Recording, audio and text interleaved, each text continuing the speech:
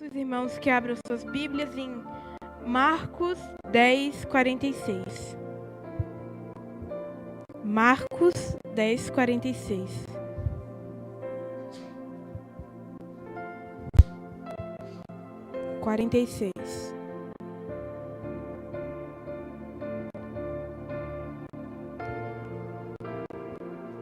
Amém, irmãos?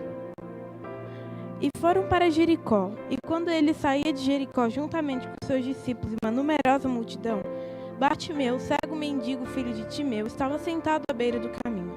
E ouvindo que era Jesus o Nazareno, pôs-se a clamar: Jesus, filho de Davi, tem compaixão de mim. E muitos repreendiam para que se calasse, mas cada vez ele gritava mais: Filho de Davi, tem misericórdia de mim. Parou Jesus e disse: Chamai-o. Chamaram então o cego, dizendo-lhe: Tem bom ânimo, levanta-te, que ele te chama. Lançando de si sua capa, levantou-se de um salto e foi ter com Jesus. E perguntou-lhe Jesus: O que queres que eu faça? E respondeu o cego: Mestre, que eu torne a ver. Então Jesus lhe disse: Vai, que a tua fé te salvou. E imediatamente tornou a ver e seguia Jesus estrada fora. Antes de eu começar a palavra, nós vamos fazer aqui uma pequena oração. Amém? Deus, nós te agradecemos por tudo, Senhor, que aconteceu hoje, Deus. Deus, mesmo que hoje possa ter chovido, Deus, mesmo que hoje estava muito frio, Senhor. Deus, nós te agradecemos, Senhor, porque o Senhor sempre sabe o que o Senhor está fazendo, Deus, a cada simples momento, Deus, das nossas vidas, Deus. Deus, nós te pedimos, Senhor, que os seus planos, Deus, se cumpram em nós, Deus. E Deus, que o Senhor nos ajude, Deus, a compreender esses seus planos, Deus. Deus, nós te agradecemos por tudo, Senhor. Deus, nós te agradecemos por tudo que aconteceu hoje, pelas coisas boas e pelas coisas más. Em nome de Jesus, amém. Começando aqui a palavra, vamos no versículo 46, diz: E foram para Jericó, e quando ele saía de Jericó, juntamente com seus discípulos, uma numerosa multidão, Bartimeu, cego mendigo, filho de Timeu, estava sentado à beira do caminho. Logo nesse início, nós conseguimos perceber que Jesus ele não andava parado. Jesus, quando Deus falava no coração de Jesus, aqui já não tem mais ninguém, Jesus ele não esperava nem 1 nem 2 dias para descansar, não ficava parado, sentado, só olhando para o céu. Não, Jesus ia logo para outro local onde Deus mandava ele ir. Então, quando Jesus estava saindo da cidade de Jericó, ele viu, eles estavam passando em grande multidão, porque Jesus já tinha grande fama nesse tempo. E passando Jesus na saída de Jericó, um cego começou a gritar: Jesus, filho de Davi, tem compaixão de mim. Jesus, filho de Davi, tenha misericórdia de mim. E como diz aqui no versículo 48, e muitos repreendiam para que se calasse, mas cada vez ele gritava mais: Filho de Davi, tem misericórdia de mim. Como podemos ver aqui, por muitas vezes a pessoa não entende o nosso valor que nós temos para Deus. Por muitas vezes nós podemos estar clamando o mais alto possível e pessoas podem estar querendo nos calar. Mas por muitas vezes nós temos que saber que não é as outras, Davi tem compaixão de mim. E muitos tentaram calar ele, muitos tentaram fazer que ele se calasse. Mas mesmo assim ele continuou mais alto e falando mais alto: Jesus, filho de Davi, tem compaixão de mim.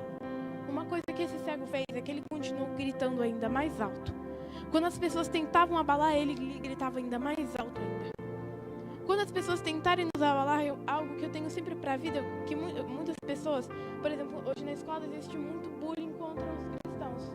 E por muitas vezes, quando nós estamos ali, que na hora do almoço eu faço bastantemente, quando eu almoço na escola, eu costumo fazer minha oração, né, antes de comer. Aí muitas pessoas me mandam eu me calar, falam para eu ficar quieta. Mas mesmo assim, nós temos que continuar nesse mesmo espírito que nós temos. Porque mesmo assim, se nós continuamos clamando mais alto, não vai ser o valor que as outras pessoas acham que nós temos é que vai valer para Jesus. Deus fez que seu único filho morresse por nós. Uma gente que ele não conhece direito, umas pessoas que ele criou e totalmente desobedeceram a voz de Deus. Deus mandou o seu único filho para que morresse por nós. E mesmo que as pessoas podem tentar fazer que você se cale, mesmo que as pessoas podem tentar falar para você: pare de orar, pare de fazer isso, ou algo na sua mente fale para você: para de orar, ele não vai te ouvir. Lembre-se desse exemplo do cego de Jericó, ele continuou clamando mais alto ainda. Nós temos que clamar sempre que alguém sempre que algo desse tipo aconteça conosco, nós temos que continuar clamando e mais alto ainda. E depois no 49 diz: E parou Jesus e disse: Chamai-o. Chamaram então o cego, dizendo-lhe: Tem bom ânimo, levanta-te que ele te chama. No 49, como podemos perceber aqui, Jesus manda que pessoas ajudem-o. Porque um cego, né, já sendo cego, não vai conseguir se levantar e caminhar sozinho. Esse cego, eu vou fazer uma representação nossa. E as pessoas que ajudaram esse cego são Jesus. Porque literalmente nós não conseguimos caminhar sozinhos. Você já percebeu que quando você se distancia completamente de Deus, as coisas começam a dar errado? O seu casamento começa a dar errado. As suas condições financeiras começam a dar errado. Você começa a falar que é culpa de Jesus, mas não é culpa de Jesus. Igual vai acontecer no Apocalipse, o Espírito de Deus vai sair completamente da terra. A terra vai ficar em caos. Isso é um exemplo que nós temos que levar para a nossa vida. Quando nós nos distanciamos de Deus, as coisas não vão certo. Imagina esse cego andando por aí tentando achar Jesus. Ele não iria conseguir. Por isso, e também eu vou fazer aqui outra pequena representação. Quando eles chamaram o cego, a primeira coisa que eles disseram foi: tem bom ânimo, levanta-te que ele te chama. Muitas pessoas que estão, por exemplo, podem estar passando aqui na porta da igreja, estão precisando que você chegue nelas e fale: tem bom ânimo, levanta-te que ele te chama. Muitas pessoas, mesmo do trabalho, mesmo da escola, mesmo de qualquer lugar que seja, quando você for no mini preço comprar, por exemplo, um pacote de arroz, tem uma pessoa que pode estar precisando da sua palavra, que você pode estar dizendo: tem bom ânimo, levanta-te que ele te chama. E depois no 50 diz assim: lançando de si sua capa, levantou-se de um salto e foi ter com Jesus. E 51, perguntou-lhe Jesus: que queres que eu faça? Respondeu-lhe o cego: mestre, que eu torne a ver. Então Jesus lhe disse: vai que a tua fé te salvou. E imediatamente tornou a ver e seguia Jesus estrada fora. Lançando, como podemos ver aqui no 50, lançando de si a sua capa, foi ter levantou-se de um salto e foi ter com Jesus. A capa do cego era a única coisa que ele tinha, pelo que eu estou percebendo aqui. A capa do cego era a única coisa que ele tinha para se cobrir, para se proteger do frio, que por naqueles tempos Jericó podia ser quente de dia, mas à noite era como tá aqui fora agora. De noite também era muito frio. Então aquele cego praticamente lançou fora a única coisa que ele tinha na sua vida. A única coisa que ele podia usar para se proteger para se proteger do frio. E lançou de si a sua capa e foi ter com Jesus. Porque ele percebeu: com Jesus agora eu não vou precisar mais dessa capa. Com Jesus eu não vou precisar agora de estar pedindo esmola. Com Jesus eu não vou precisar mais de estar aqui sentado dia e noite pedindo esmola. Metade das pessoas aqui podem ficar até me xingando, mas com Jesus nada disso vai acontecer mais. A minha vida vai ser mudada. E quando ele se levantou, foi ter com Jesus e ele disse: o que queres que eu te faça? Essa frase traz-me muitas lembranças. Igual como Salomão, Deus disse para Salomão: o que você quer? E ele pediu sabedoria. Igual esse cego, Jesus perguntou: o que queres que eu te faça? O cego respondeu: mestre, que eu torne a ver. E 52 diz: Jesus lhe disse: vai que a tua fé te salvou. Jesus não falou: vai que eu te salvei. Vai que é aquele mercado ali do outro lado te salvou. Não, Jesus falou: vai que a tua fé te salvou. Jesus, por muitas vezes, ele pode estar testando a gente sem perceber, a gente comete um erro. E esse erro pode mudar completamente a nossa vida toda. Como podemos perceber aqui, outra coisa que eu tenho a falar aqui, que o cego ele não parou de clamar. Nós não temos que parar de clamar. Por muitas vezes, antigamente eu achava que a gente orava muito na igreja. Por causa que era uma oração eu passava 5 minutos, depois era outra oração. Depois mais 5 minutos passava outra oração. Nós temos que ser iguais a esse cego, não parar de clamar, nunca mais. Nós temos que sempre clamar. Sempre que você tiver um tempo e vier na sua cabeça: vou clamar a Jesus, você tem que clamar.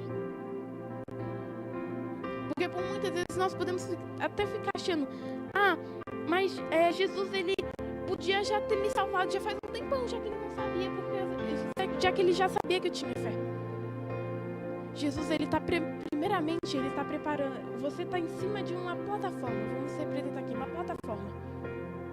Clamar, orar, ler a Bíblia vai fazer que essa plataforma se aumente. E que você chegue nos planos de Deus. E que você chegue no chamado de Deus. Então, esse cego aqui, a primeira coisa que ele pensou em fazer foi clamar. Ele não tinha como se levantar sozinho. Ele não tinha condição de chamar alguém para vir ajudar ele para ir até Jesus. Esse cego não tinha essa condição. A única coisa que ele fez foi a única coisa que ele tinha naquela vida, que era a sua voz. Ele usou isso e começou a clamar a Jesus. Jesus, filho de Davi, tem misericórdia de mim. Jesus, filho de Davi, tem misericórdia de mim. Por muitas vezes nós podemos nos achar que nós somos santos. Mas sempre nós vamos achar algum erro em nós. Como diz na vocação de Mateus, não são os esqueci isso aqui por agora. Não são os sarados que precisam de médico, mas sim os doentes. Os sãos, exatamente, os sãos que precisam de médico. Como podemos perceber aqui, não são os sãos que vão precisar de médico. Não é aquela pessoa que você vai achar, mas é aquele pastor lá daquela outra igreja também ele precisa da ajuda de Jesus. Não são os sãos que precisam de médico, mas sim os que estão doentes. Muitas vezes você pode achar muita gente doente lá fora.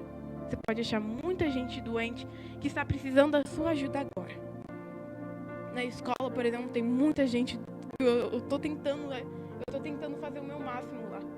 Porque quando você chega numa escola, antigamente, como meu pai falava, antigamente a escola era completamente como não é hoje. Hoje você vai chegar na escola, vai ter bullying. Quando você chegar na escola, vai ter, posso chamar de ideologia de gênero. Vai ter repreensão por causa da sua religião. E vai ter várias coisas que você não vai poder acreditar.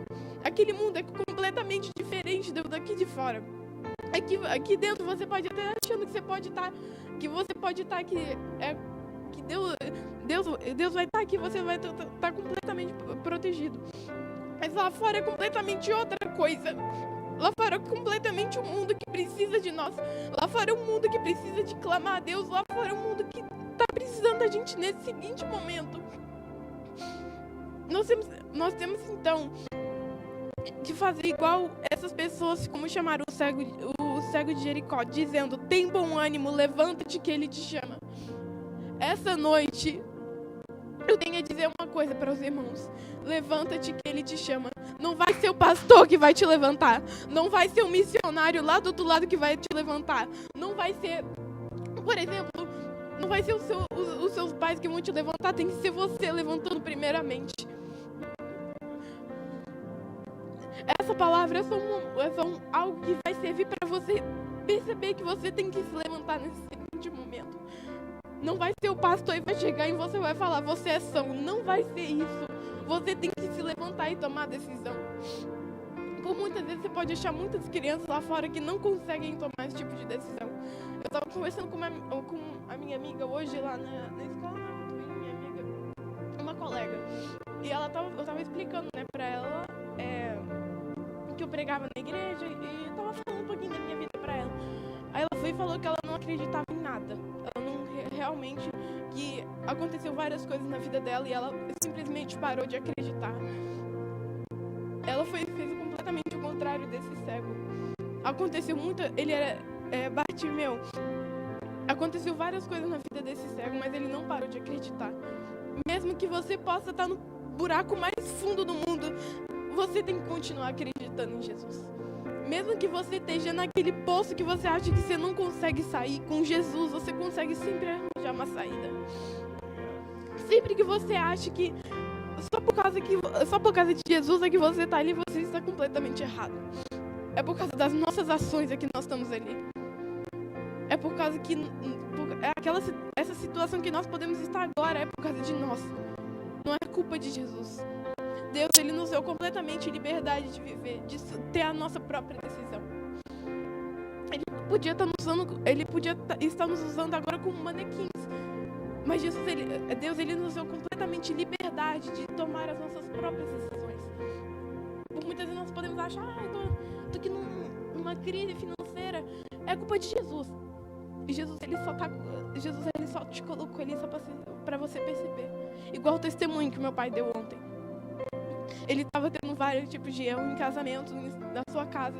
Hoje eu e a Rebeca, a gente ia pro Brasil, mas a minha mãe teve que uma pastora chegar nele e falar que um anjo estava segurando agora o coração dele.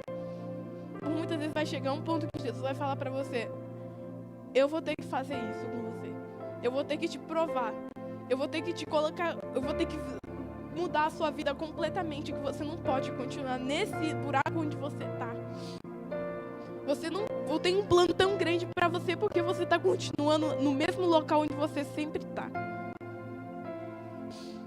E aquela sua vida para a igreja, e aquela pastora que orou por você.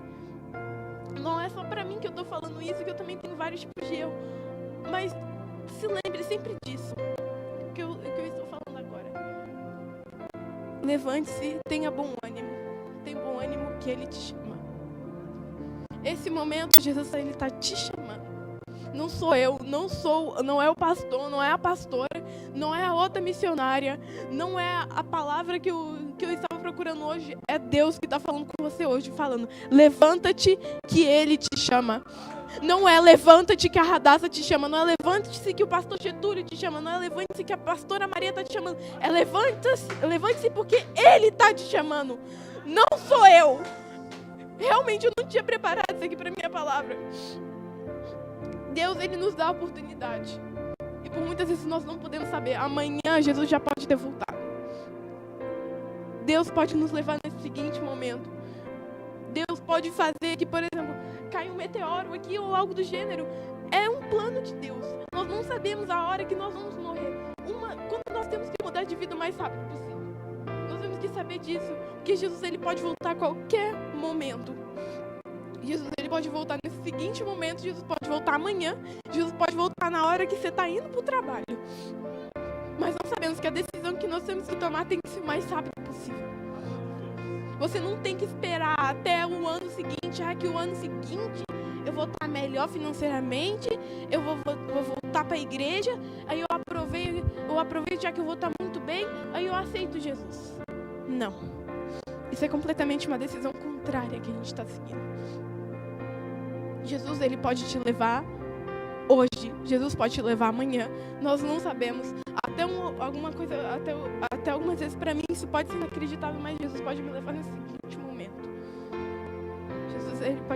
Jesus pode nos levar na hora que nós quisermos. Que Deus quer. Ao contrário, que Deus quer. Por quê? Outra coisa que eu tenho a falar aqui também é que nós temos que continuar o nosso chamado. Antes de que Deus nos leve, nós temos que continuar clamando. Nós temos que continuar seguindo os planos de Deus e seguir com o nosso chamado.